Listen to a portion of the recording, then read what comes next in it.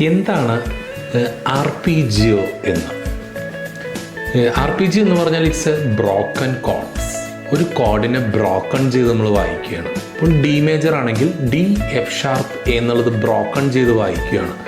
ഓരോ നോട്ടും ഇവിടെ individually sound ചെയ്യും. അത് വളരെ പ്രോഗ്രസീവായിട്ട്. അത് അപ്വേർഡ്സ് ആകാം, ഡൗൺവേർഡ്സും ആകാം. അതിനാണ് നമ്മൾ ആർപീജിയോ എന്ന് വിളിക്കുന്നത്. ആർപീജിയോ സാധാരണ നോട്ട് ചെയ്യാനായിട്ട് നമുക്ക് നൊട്ടേഷൻ എഴുതുമ്പോൾ ഒരു സൈനുണ്ട്. സാധാരണ കീബോർഡിൽ ആർപീജിയോ വരുമ്പോൾ അതിന് സാധാരണ റോൾഡ് കോഡ്സ് എന്നും അതിനെ വിളിക്കാറുണ്ട്. ശരിക്കും ആർപീജിയോ വായിക്കുന്ന ഒരു ടിപ്പിക്കൽ ഇൻസ്ട്രുമെൻ്റ് എന്ന് പറയുന്നത് ഹാർപ്പാണ്.